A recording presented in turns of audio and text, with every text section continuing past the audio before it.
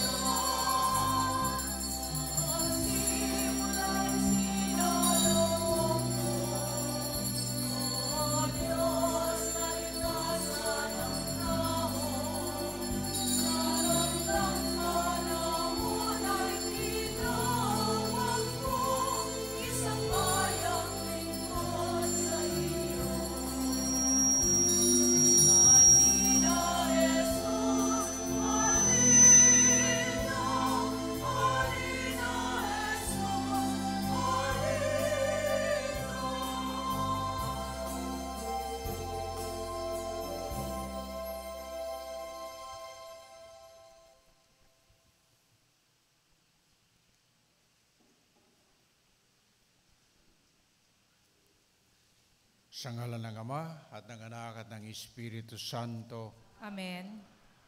Ang pagpapala ng ating Panginoong Hesukristo, ang pag-ibig ng Ama at ang liwanag ng Espiritu Santo naway sumainyong lahat. At sumaiyo rin. Mga kapatid, ngayong simula ng Adbyento may pananabik at puno ng pag-asa tayong maghanda para sa tiyak na pagdating ng Panginoon. Kasama ng ating mga kahilingan at mga pag-aalay, lalo na sa mga humihingi sa atin ng dasal, sa mga may sakit, sa mga kaluluwa sa purgatorio, ang alala natin si Nana Ake at ang mga nauna na sa pamilya niya. At gayon din ng mga may kaarawan at may mga anibersaryo. Pagdasal natin ang mga nagugutom, ang mga nahihirapan, mga nakabilanggo, ang ating bansa na pagkagulo-gulo at ang buong daigdig na mas magulo. Ating aminin ang ating mga kasalanan upang maging marapat tayong gumanap sa banal na pagdiriwang.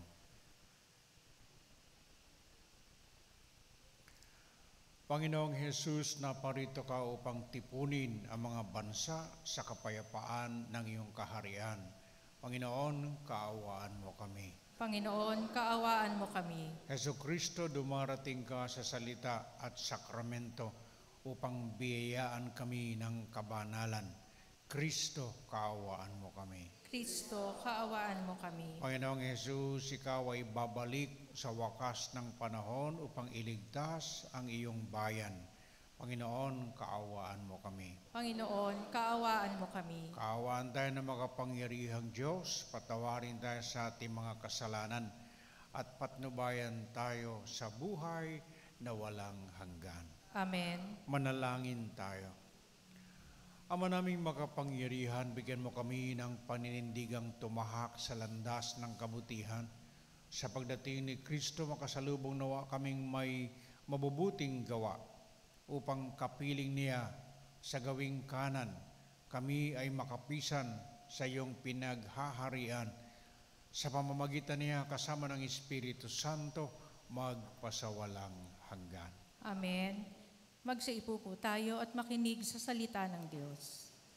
Sa unang pagbasa, ipinababatid ng Panginoon sa pamamagitan ni Propeta Jeremias na dumarating na ang kaligtasan ng kanyang bayan sa pamamagitan ng pagdating ng isang matuwid na sugo niya, sang-ayon sa kanyang pangako.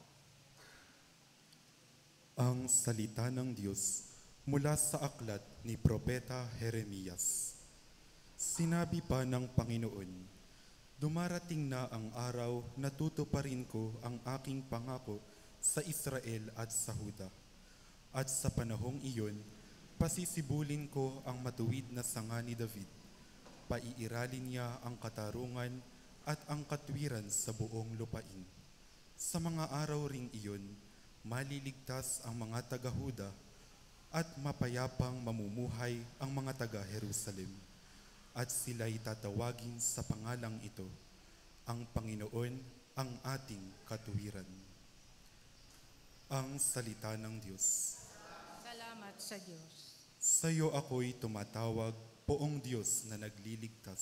Sa iyo ako'y tumatawag, Poong Diyos na nagliligtas. Ang kalooban mo'y ituro, O Diyos, ituro mo sana sa aba mong lingkod. Ayon sa matuwid, ako ay turuan. Ituro mo poon ang katotohanan, tagapagligtas ko na inaasahan. Sa iyo ako tumatawag, Poong Diyos na nagliligtas. Mabuti ang poon at makatarungan sa mga salari, guro at patnubay.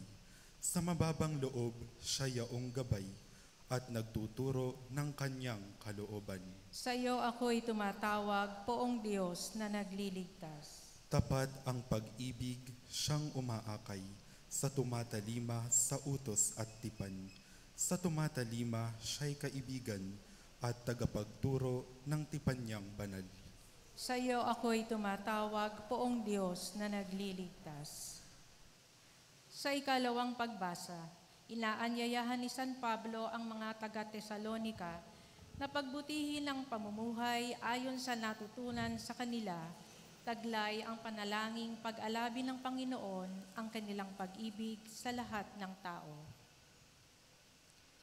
Ang salita ng Diyos mula sa unang sulat ni Apostol San Pablo sa mga taga-Tesalonika. Mga kapatid, palaguin nawa at pag-alabi ng Panginoon ang inyong pag-ibig sa isa't isa at sa lahat ng tao, tulad ng pag-ibig namin sa inyo. Kung ito ang mangyayari, palalakasin niya ang inyong loob. Sa gayon, kayo'y mananatiling banal at walang kapintasan sa harapan ng ating Diyos sa Ama, hanggang sa muling pagdating ng ating Panginoong Hesus, kasama ang mga hinirang niya. Isa pang bagay ang ipinapayo namin sa inyo sa pangalan ng Panginoong Hesus. Sana'y lalo pang pagbutihin ninyo ang pamumuhay ninyo ngayon, pamumuhay na ayon sa inyong natututuhan sa amin, upang kayo'y maging kalugod-lugod sa Diyos. Batid naman ninyo ang mga aral na ibinigay namin sa inyo, buhat sa Panginoong Hesus. Ang salita ng Diyos. Salamat sa Diyos. Sa mabuting balita, nagbigay ng mga palatandaan si Jesus upang malaman kung kailan ang pagdating ng anak ng tao. Ngunit ito ay hindi dapat ikatakot, bagkus ay ikagalak, dahil hudyat na ito ng nalalapit na kaligtasan. Magstayo po ang lahat.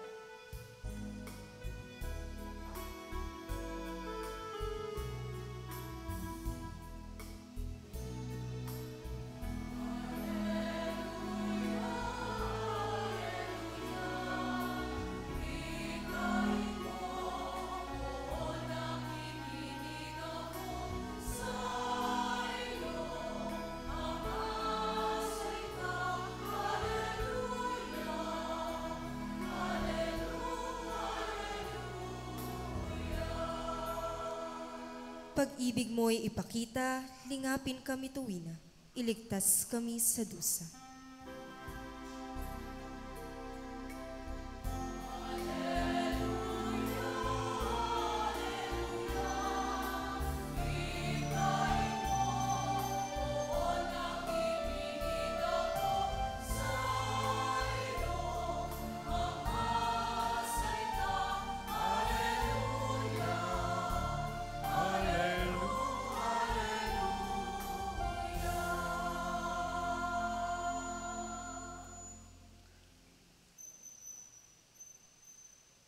Sumainyo ang Panginoon. At sumairin. Ang mabuting balita ng Panginoon ayon kay San Lucas. Papuri sa iyo, Panginoon.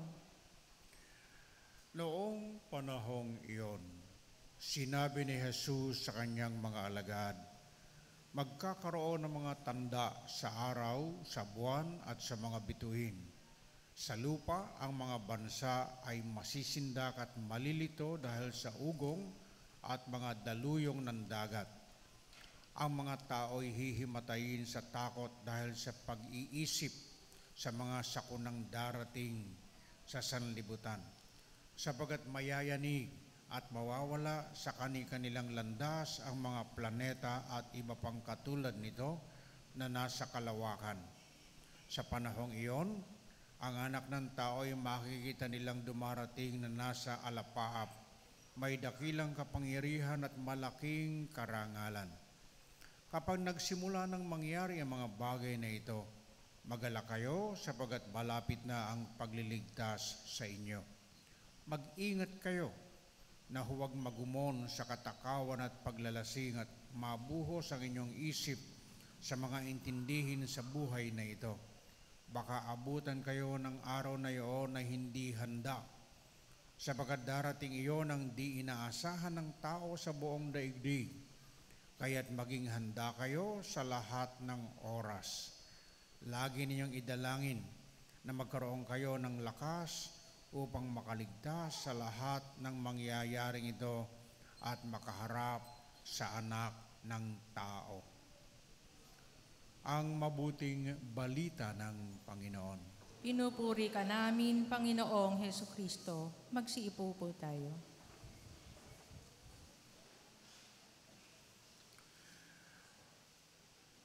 Ngayon ang unang linggo sa panahon ng Adviento. At ang ibig sabihin ng Adviento ay pagdating. Ano ba ang ating inaasahan na dadating? Swerte ba? Ang inaasahan ba natin ay sa Kapaskuhang ito tayo ay magkapera? Hindi naman lagi iniisip ng tao, no? Lalo na yung may pera na, gusto pa yung magkapera ng magkapera. Ano ba iniintay natin? Mabusog? Mabusog sa pagkain? Ano nga kaya ihahanda ko sa Kapaskuhan? Magkano kaya ang ibibigay ko sa mga pupunta sa aking inaanak ko? Ano kaya ang bibiling ko sa SM? Yan, puro pang kasiyahan. At ang sabi dito sa binasang ebanghelyo ng Lucas 21, mag-ingat kayo na huwag magumon. Ibig sabihin, isaalang-alang ninyo ang paalalang ito na huwag magumon sa katakawan at paglalasing. Ano bang ibig sabihin ng katakawan at paglalasing? Kung kailan Pasko at kung kailan birthday ng ating Panginoon, doon tayo laklak ng laklak. Ano? Para bang birthday ho, Father, tayo'y mag-inuman. Nako, hanggang minamadaling araw, gumagapang na sa lupa, hindi pa tumigil ng kain. Nagsasaya. No? At mabuhos, walang taros na pag-iisip sa mga intindihin sa buhay. Yung mga pinagkakaabalahan natin. Hindi ba? Ano bang inaasahan natin? Pero ang sabi dito, maghanda tayo, maghanda. Ano bang ihahanda? Hindi ang mesa ng pagkain, kundi ang ating kalooban. Para pagdating ng Panginoon, ay madatnan tayong nakahanda. So, itong buhay espiritual ang ating i-check. May mga taong hindi baling mang-away basta magkapera lang. May mga taong magsasayahan pagkatapos ay magsasaksakan. Di ba anong klaseng lipunan meron tayo? Manonood ka ng TV, yung pinuno mo, kung magbanta ng pagpatay, ganun na lang. Kung magmura, ganun na lang. Kayo ba'y natutuwa? Hindi. Maniligalig ka. Ito ba? Ito ba ang mamumuno? Ito ba ang kapaligiran? Ito ba ang takbo ng panahon ngayon? Ayan. Kaya, sasabihin, ano bang ipaghahanda? Ano bang pinaghahandaan natin? O edi, kung kailan ka haharap sa Panginoon, bata pa ako matagal pa yan. Kamakalawi, ang minisangi, 20 anyos tigok Hindi ba? Hindi mo masasabi kung kailan ka kukunin ng Panginoon. Katulad ng balita kahapon, sinundulan ng asawa yung kabiyak do sa trabaho, nakasakay sa motor, may biglang sumulpot na motor, sumemplang yung motor, nalaglag yung asawa, may dumadaan truck, pisak, patay. Ang bilis, no? Kung minsan tayo may mga sakit na, diabetic ka na, high blood ka pa, hindi ba? May sakit ka sa puso, kung ano-anong nararamdaman mo, pag sinabing magsimba ano ba kang pagsisimba yan? Wala kang panahon sa mga bagay na maka-Diyos. Ay kailan ka magkakaroon ng isip tungkol sa mga bagay na yan? Pagka ikaw ay nakaratay na sa banig ng karamdaman. Yung bang, hindi mo masabi ko ikay magigising pa bukas pag pikit ng mata mo mamaya. Di ba? So, paano tayo maghahanda? At sabi dito sa unang sulat ni Apostol San Pablo sa mga taga-Tesalonica ng Kapitulo 3, mamuhay ng banal. Eto, manatiling banal at walang kapintasan sa harapan ng ating Diyos upang sa Kanyang pagdating ay madatnan tayo na namumuhay ng banal. Yung bang ganon? Paanong banal? E di gumawa ng mabuti. Ano ho ba, Father, ang mabuting gagawin? O edi manalangin ka. Kaya may kaaway, batiin mo. Kung may humihingi sa'yo, abutan mo kahit paano. No. Kami, linggo-linggo, nagpupunta kung saan-saan. At pagka tulad sa Anuebe, magluluto kami ng mahigit 200 na hapunan. Ipaplastic namin yon. Adobong manok at itlog. At lalagyan pa namin ng saging, ng kanin. At pupunta kami sa gabi sa Maynila. At pag may nakita kaming pulubi, ginigising namin At pagka kinalabit mo ganun at dumilat, ang imomostra mo ganyan. Aba, pag nakita ganyan ngingiti na agad uupon Alas 9 ng gabi, alas 10 ng gabi, pag inabutan mo, doon pa lang sila kakain ng hapunan. At pagka ikaw ay nagsabi, sige, kumain ka na. Salamat po. God bless you po. Dahil mo pa tumama sa huweting Kaya sarap ng pakiramdam. Yung bang kapwa mo na natutulog lang diyan sa gitna, maging sa gilid sa ilalim ng tulay, sa gilid ng kalsada, sa gitna ng kalsada, makikita mo sila. Pag inabutan mo, kaya saya-saya Aba, kahit puyat kang umuwi, kaya saya-saya ng pakiramdam. Hindi ba?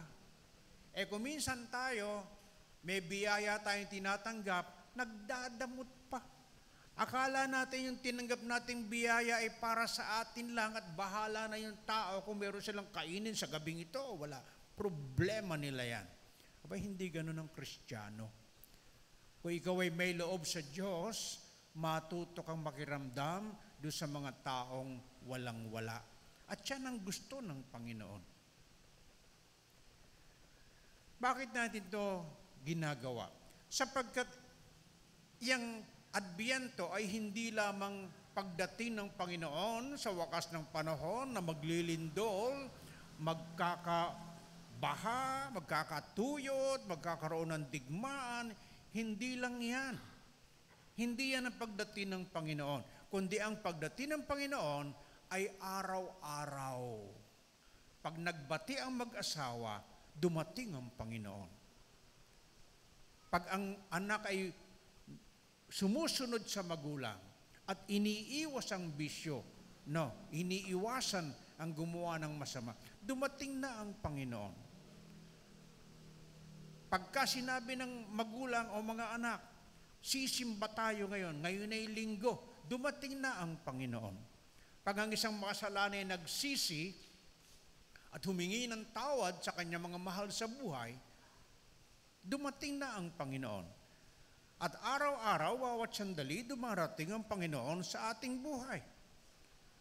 Nagsimba kayo ngayon, pag-uwi ninyo, nagmano ang mga anak ninyo, dumating na ang Panginoon. Hindi mo siya aantayin sa yung bang pinuntahan ko ng isang araw na pinahirang ko. Matandang-matanda na. Sabi ng matanda, ako malapit-lapit nito. Ganun makakapagkumpisa ka pa pag ganun? Hindi na. Kaya mainamin, lagi ka nakahanda. Hindi ba? Nakahanda. Pangalawang mensahe na nais kong bigyan ng pansin dito sa ating pagbasa, sa unang pagbasa mula sa aklat ni Propeta Jeremias, ay yung ang tao, kahit na ang kanyang pinagdadaanan sa buhay, kahit gaano kabigat ang kanyang pinapasan sa buhay, dapat hindi nawawala ng pag-asa. Dapat lagi tayong umaasa sa Panginoon na nangako sa atin at sa kanyang panahon ay tutuparin niya ang kanyang pangako. Hindi ba? Umaasa, nag-iintay ka, therefore umaasa ka. Ano ba ang iniintay mo? Hindi material. Sapagkat yung material, basta ikaw ay ipinabahala mo sa Panginoon at ikaw may nagsisikap sa iyong kakayanan, darating yan eh. Darating. Tulad ng isang araw, sinilip ko yung aming bodega. Wala nang bigas. Wala nang bigas. Sa dami ng alaga namin, 30 alaga akong bata, kaya lalakas kumain. Pagka mahina-hina ang loob mo, kakabahan ka. Saan kaya ka kukuha na ipauulam din eh? Saan kaya kukuha ko na isasain dire? Linggo-linggo kung humingi ng bigas kala mo may patanim ng may patanim. No. Aba, sabi ko, problema, wala ng bigas 3 araw na lang ito. Halos 2 kaban ng saing namin sa isang araw. Sipin nga niyo. Kung kayo kahalating kilo kami 2 kaban isang araw. Ulitin nga niyo, Father, isang araw 2 kaban. O nadinig mo? Ayun. Ako nagmisa sa Pulilan. Wala nang laman yung bodega. Nagmisa ako sa Pulilan. Nung pauwi na ako meron lumapit sa akin, Father, papuntahin mo dito yung driver mo. Pakuha mo yung palay. Palay. Sabi ko, sige. Ilan ba akong palay? 10 kaban. O meron na akong 5 kabang bigas. Ganun lang. Bakit? Aasa ka sa Diyos. Sa anumang problema na humaharap sa atin at hinaharap natin at sinasalubong at pinagbabakbakan natin sa araw-araw, sa Diyos ka lang aasa. Bakit? Sapagkat may mga sitwasyon at may mga pangyayari na wala kang pwedeng puntahan kundi ang Panginoon at wala kang kailangan tawagan kundi Siya.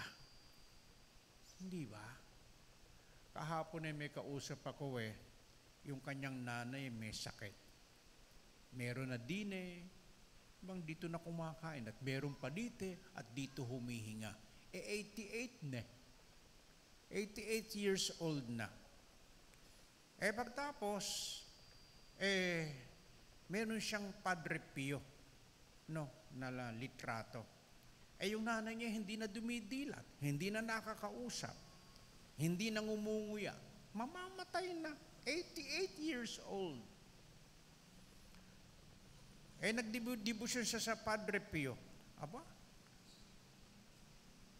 Hindi pa nagtatagal 40 days na hindi kumakain, 40 days na hindi dumidilat, at 40 days na hindi nagsasalita. After 40 days, dumilat ang mata. Ngayon nung pinuntahan ko kahapon kaya ganda-ganda ng kulay at kumakain kaya lakas-lakas daw kumain Sang ka pa. Kaya kung may mga problema tayo at meron tayong pinanghahawakang pananampalataya at hindi tayo nagdududa at hindi tayo nagpa-plastic sa Panginoon na kaya lang natin siya maaalala pag may kailangan tayong gipit at saka tayo mangungulit sa Kanya. Kung hindi araw-araw, alam natin hindi tayo mabubuhay nang wala ang Panginoon. May milagro Hindi ba? Nabalita ako mayroong patay, ililibing kung kailan dinadala sa simenteryo, dumilat pa Saan ka naman yan?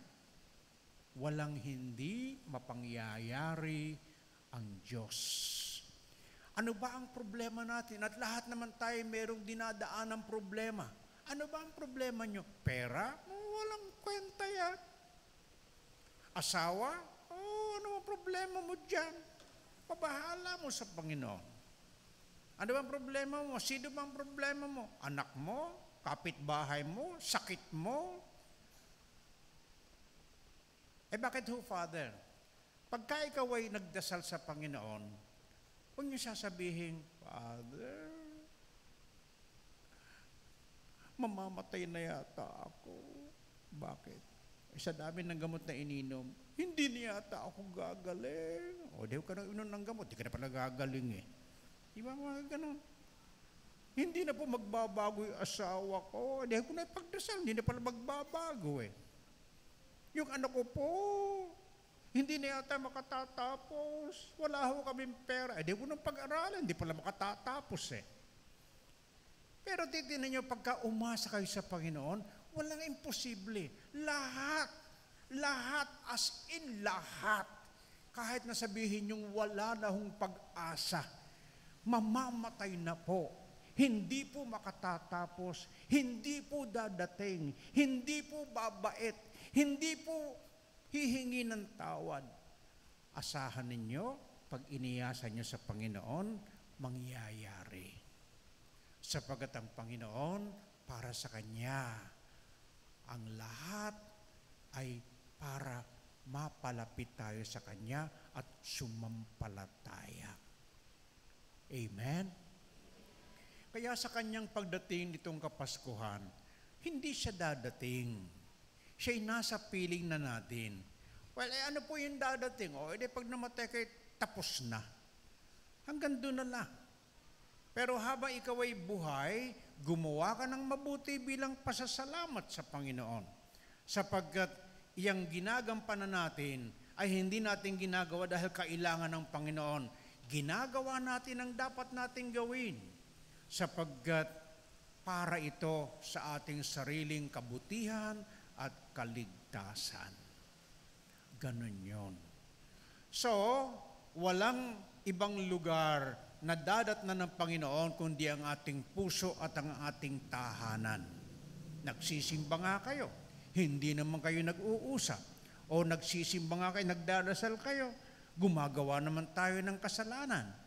Pag sinabi nating, sa Panginoon, pumasok ka at ikaw maghari sa aking puso at sa aming tahanan, kailangan maging allergic tayo sa paggawa ng masama.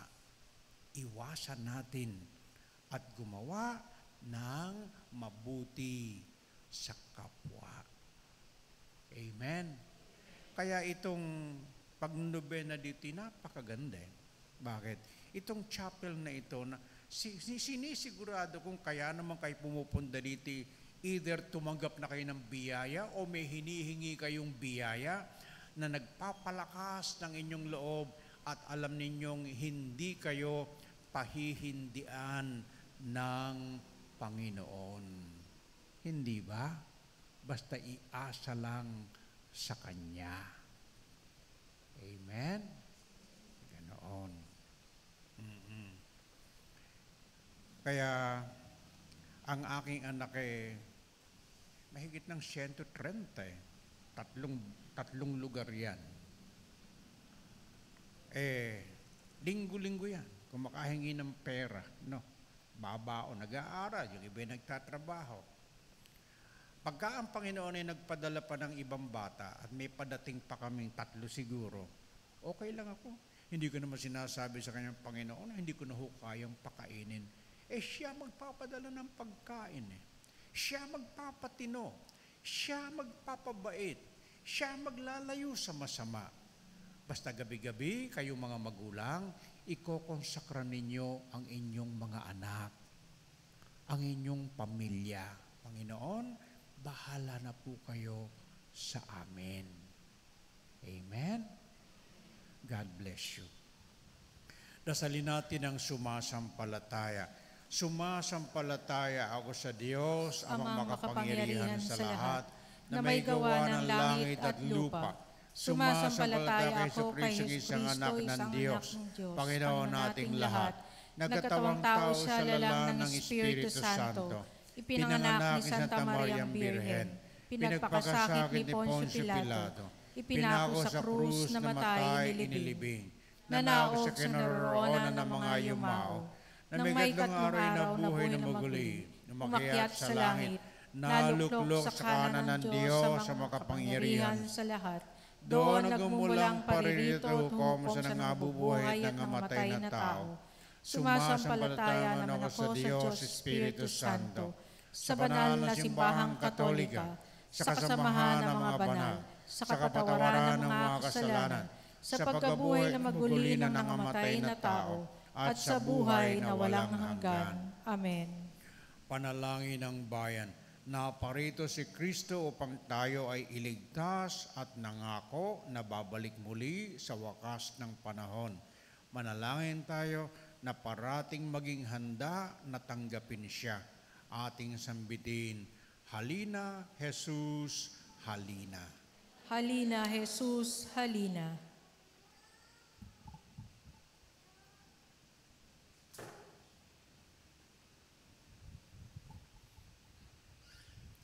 Upang ang ating mga puso ay manatiling bukas sa pag-ibig ng Diyos, manalangin tayo sa Panginoon. Halina, Jesus, halina. Upang ang liwanag ni Kristo ang pumawi sa kadiliman ng kasalanan, manalangin tayo sa Panginoon. Halina, Jesus, halina. Upang ang darating na panahon ng Kapaskuhan ay magdulot sa atin ng kapayapaan at kagalakan, habang tayo'y nagsisikap na sumunod sa halimbawa ni Jesus, manalangin tayo sa Panginoon. Halina, Jesus, halina.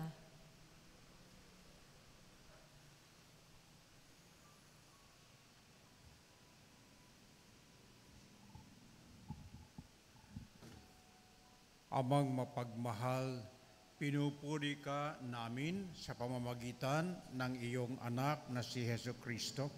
Siya ang Emmanuel, ang pag-asa ng lahat ng tao. Siya ang karunungan na nagtuturo at gumagabay sa amin. Siya ang manunubos ng mga bansa. Amang maawain kami iyong basbasan habang aming sinisindihan ng kandila ng koronang ito. Ang korona at ang ilaw nito ay maging tanda nawa ng pangako ni Kristo na ihahatid sa amin ang kaligtasan. Hinihiling namin ito sa kanyang pamamagitan bilang aming Panginoon, ngayon at magpasawalang hanggan. Amen.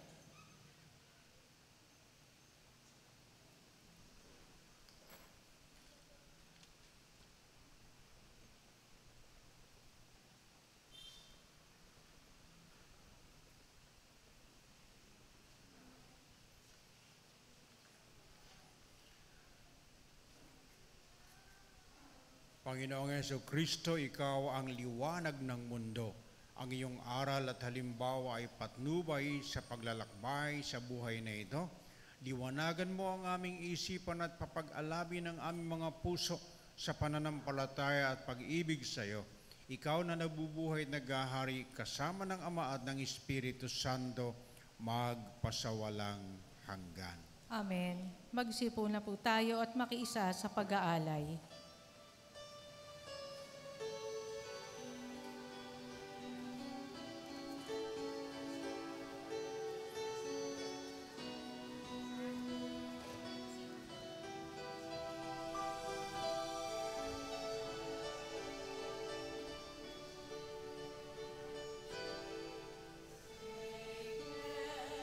Receive, O Lord,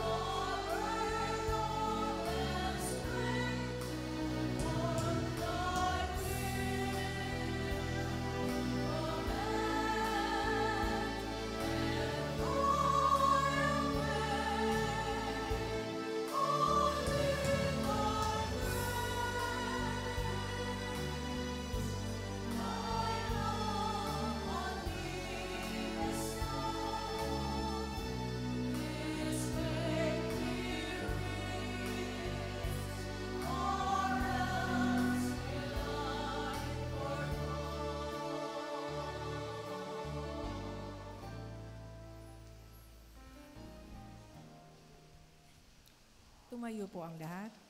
Manalangin kayo mga kapatid, barong ating pag-aalay maging kalugod-lugod sa Diyos amang makapangyarihan.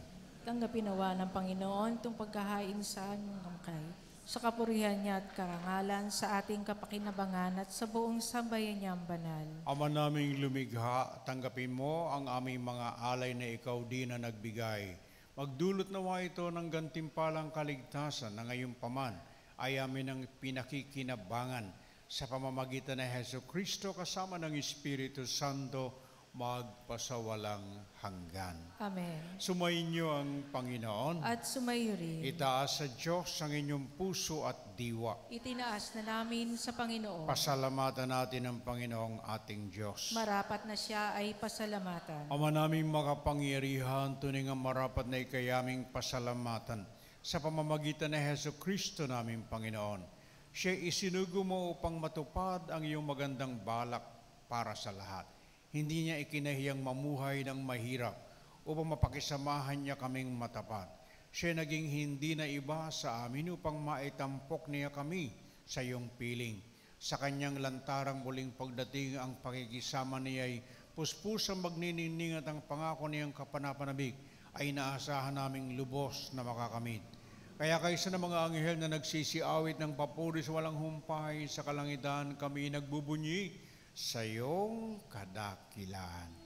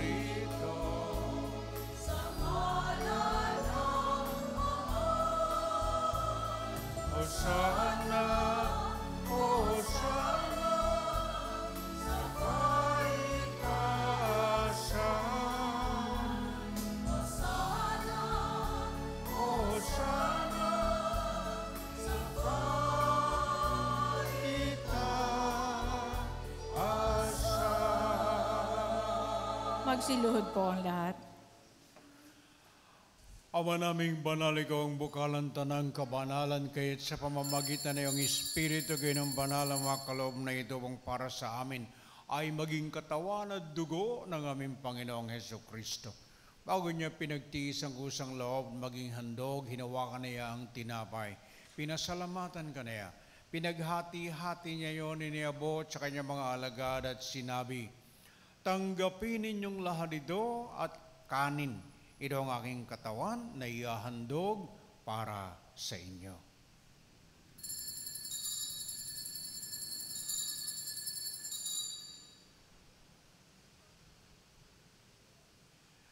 Gayun din naman ang matapos ang hapunan, hinawakan niya ang kalis, muli kanyang pinasalamatan. Iniabot niya ang kalis sa kanyang mga alagad at sinabi, tanggapin ninyong lahat ito at inumin. Ito ang kalis ng aking dugo ng bago at walang hanggang tipan. Ang aking dugo na ibubuhos para sa inyo at para sa lahat sa ikapagpapatawad ng mga kasalanan. Gawin ninyo ito sa pag-alaala sa akin.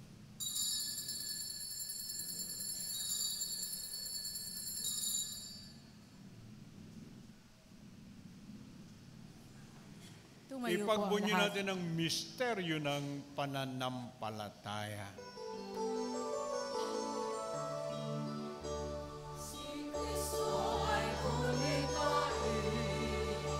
Sarili ay inihain, ilang pagkait inumin, pinagsasaluhan natin hanggang sa siya'y dumating, hanggang sa siya'y dumating.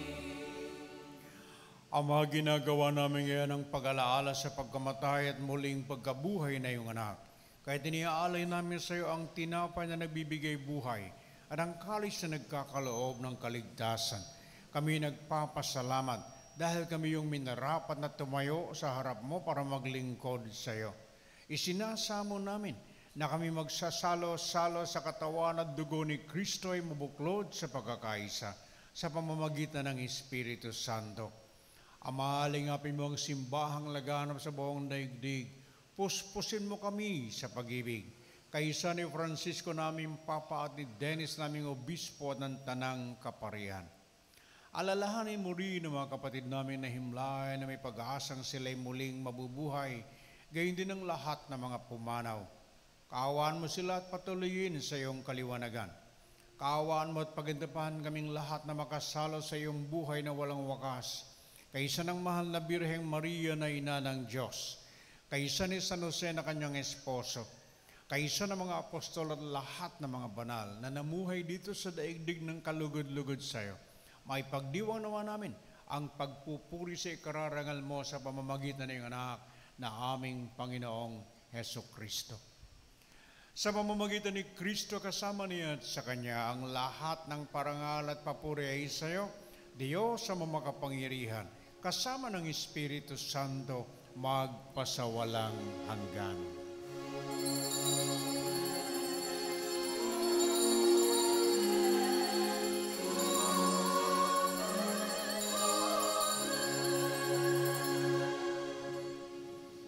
Tayong lahat ay minamahal na mga anak ng Ama, kaya kasama ni Jesus, ating purihit pasalamatan ang Ama.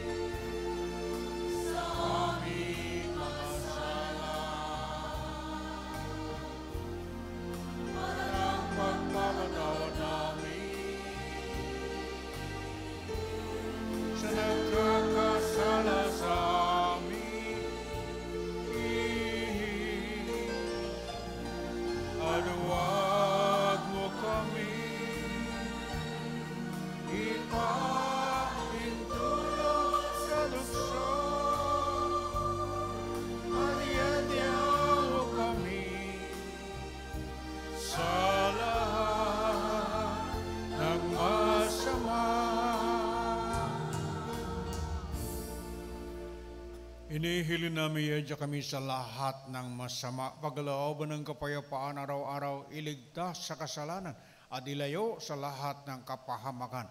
Samantalang aming pinananabigan ng dakilang araw ng pagpapahayag ng tagapagligtas naming si Hesukristo.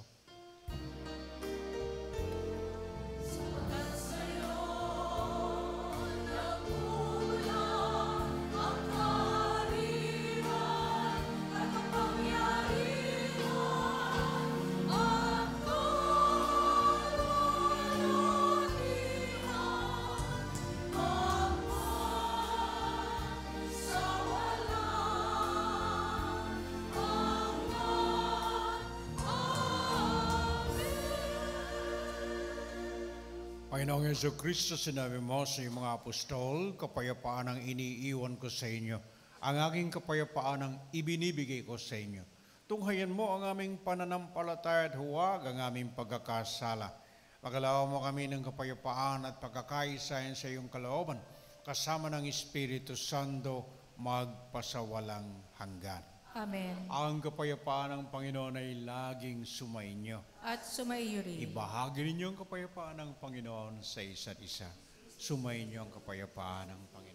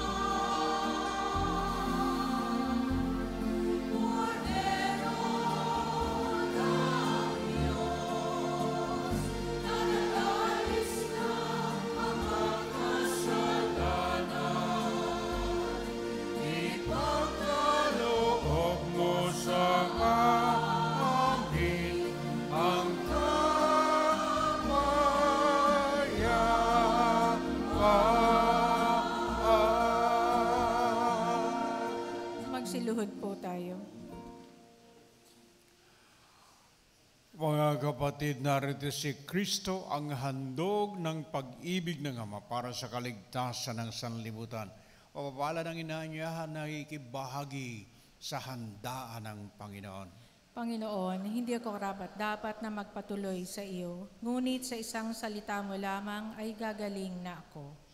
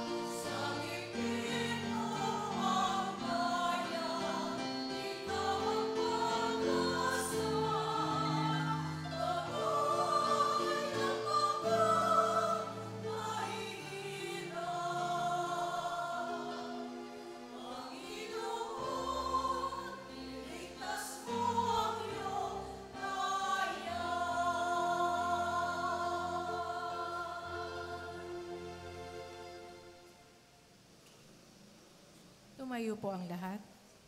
Manalangin tayo. Ama naming mapagmahal, mapakinabangan nawa namin ang aming pinagsaluhan upang sa aming paglalakbay dito sa lupang papanaw. Aming mapanaligan ang iyong pagpapalang pang magpakilanman. Sa pamamagitan ni Hesu Kristo kasama ng Espiritu Santo, magpasawalang hanggan. Amen. Salamat sa inyong pagdalo sa banal na misa, sa mga naglingkod, nagbasa, nag-commentator, at kumanta, at nag-ayos dito sa altar. Thank you sa pamilyang ito na nagpatataguyod ng debosyon sa pananampalataya. Hindi madali, pero napakalaking indulhensya ang inyong ginagampanan. Salamat po sa inyong lahat. Sumainyo ang Panginoon. At sumaiyo rin. Yuko niyo yung mga ulo para sa pagbabasbas. Ang makapangyarihang Diyos Ama, na bugtong na anak na naparito na noon at hinihintay nating bumalik ngayon, ay siya nawang magpabanal sa inyo, pakundangan sa liwanag ng kanyang pagdating, at siya rin nawang pumuspos sa inyo sa pagpapala ngayon at magpasawalang hanggan. Amen. Patataginawa niya kayo sa pananampalataya, paligayahin sa pag-asa at pakilusin sa pag-ibig na puspos ng sigla ngayon at magpasawalang hanggan. Amen. Kayong nagagalak sa pagdating ng nagkatawang taong manunubos ay puspusinawa niya ng paggantimpalang buhay na di matatapos kapag siya ay dumating ng may kadakilaang lubos magpasawalang hanggan. Amen. Pagpalagi na pagmahal ng Diyos Ama, Anak at ng Espiritu Santo. Amen. Humayo kayo sa kapayapaan at puno ng pag-asa. Salubungin natin ang pagdating ng Panginoon. Tapos na ang ating pagdiriwang. Salamat sa Diyos. Magandang gabi po sa inyong lahat.